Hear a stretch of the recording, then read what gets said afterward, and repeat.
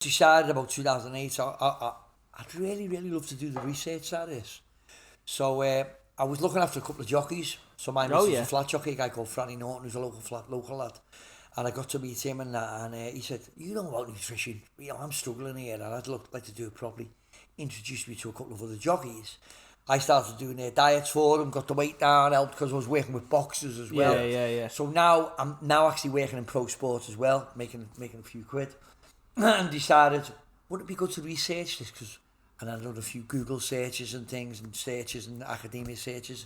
No one had done anything on racing really. I'm going to say you are one of the sole leads. He does all that, yeah. Because I've not seen anything come out about. Because I work in so my research, I do like AI, but I work with athletes. So basically we're trying to see if we can spot defects in hearts before, you know, like very subtly, because we work with mainly footy players in rugby. Yeah. But even in doing all that cry stuff for the kids, and you're doing all that. The cry where they do the screening for young kids stuff. So we've got like elite athletes. So we've got like GB athletes and stuff.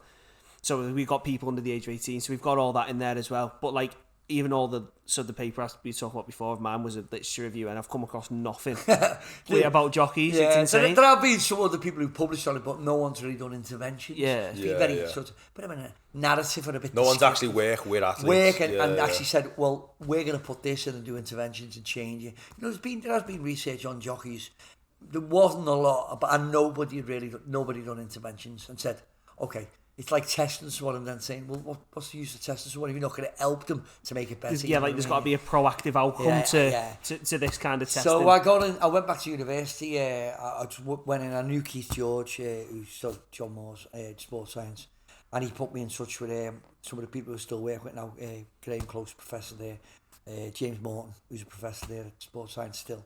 And I just got on really, really well with them, and a guy called Barry Drust, who's a professor. And they just said, there's nothing on jockeys here. This sounds really, really, really, really good idea. So I done a research proposal, and I was paying for it myself. So I thought I'll do a part-time PhD, and I'll work with jockeys. I had loads of mates who said, who were jockeys who, we'll come along, we'll do tests. No one's even looked at us. So was it self-funded then? You sort of I self-funded, So I self-funded that, and that's how I got into it. That would have been 2009, started my PhD.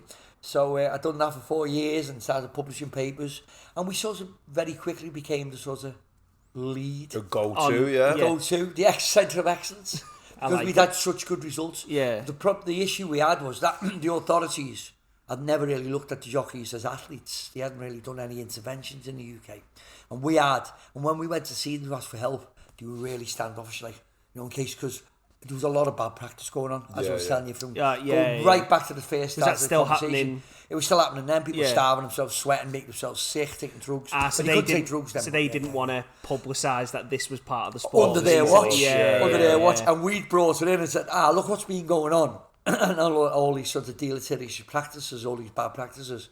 We're bringing in good practice. Are you going to support us? And it was a bit of a standoff. So we never really got the industry behind us. Excuse me, but what we did have was the shop floor, so to speak, because the jockeys had come to see us. So before we knew it, we're the sort of lead centre in the world.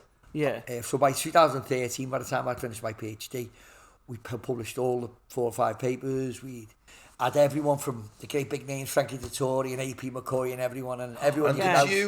Household names. Did you, George, then, you initiate, so obviously the Sport and Exercise Science Institute at John Moore's, they weren't interested in jockeys at all before you come along? No one had looked at it. It's just that obviously you bring your own research in. Yeah. But you were what kicked it off at John Moore's? I kicked it off. So was it hard so basically jockeys hadn't even known that this was an option potentially before no one had looked at them as athletes, but obviously they are athletes. Of course they are, yeah. It's really physically demanding for a very short period of time, but it's the lifestyle that comes with it. It's the only sport in the world where you have to watch your weight every single day of your life, and you can basically ride all year round. And now with summer jump racing, the jumps are going on as well. You've got floodlit racing overnight. So you basically were doing it. And in them days, until recently, you could actually ride a 2 race meeting. So you could ride in the day and then go ride in the night. So if you've got to watch your weight, that's all you do. And that just takes over your life. And because I'd done it, I'd ridden.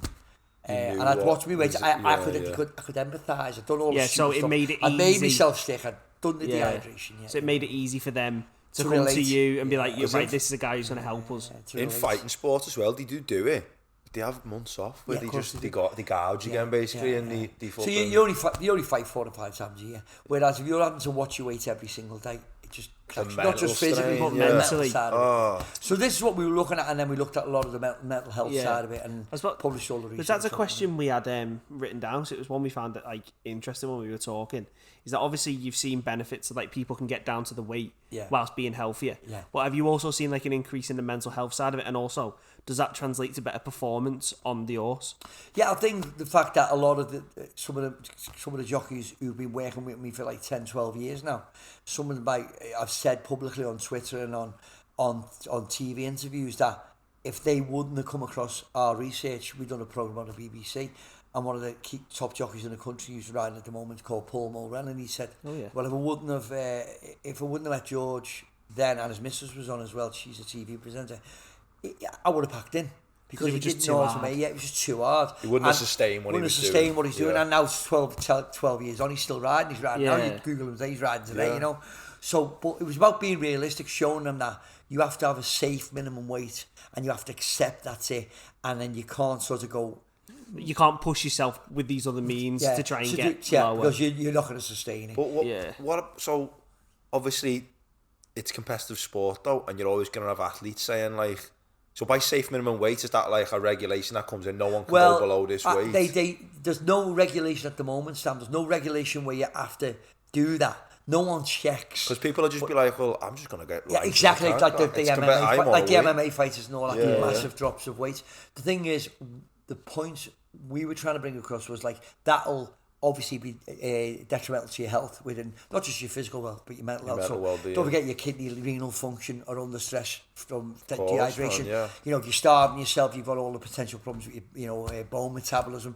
You've got all these things that can go wrong. If you're making yourself sick to lose weight quickly, you get esophageal cancer lesions in your throat. Your blood pressure's going to drop. So once you show people the downsides of it, and we've done papers where we've shown reaction time was affected by dehydration, strength, pushing frequency. Yeah. So once you show the science and then say, look, this is the safest minimum weight. You need a certain amount of body fat.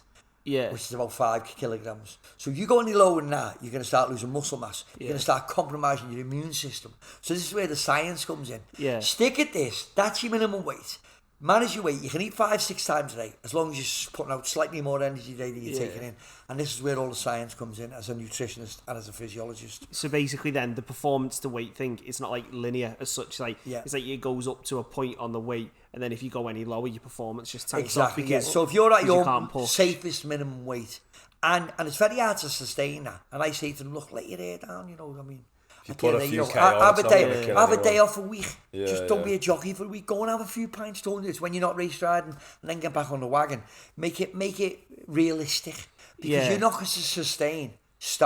You don't have to starve yourself, but try to stick to that regime all the time, because And it's be happy as well. you have to be such a disciplined. You know. And it's like, what the question I was going to ask now, but like you were saying then, like, is there still not that competitive nature where, like you have said to these athletes, because I can see the benefits of the sport of sustaining weight, because if most athletes are starving themselves, they might have a lifespan of 5 years in the sport before they go. And that's what happens to but I me. suppose if you've got healthy ways of weight management, you might get 15 years out of a jockey, 20 odd years, And that's exactly it what benefits happens. the sport because you've got big names now lasting. Yeah, a for lot a long longer. Yeah, time. but even like the top jockeys, like Frankie Dettori, won't ride at any lower than 8 stone 10. So are you finding That's then? his life. That's I it. won't And go. he knows that, because he knows that's how he can sustain it. Yeah. He has taken lots of rides, and we've worked with him on that, but it'd have to be an absolute... Is he like not a monster rides? Is he not a big disadvantage though? If like I'm not clued up on jockeying, like so.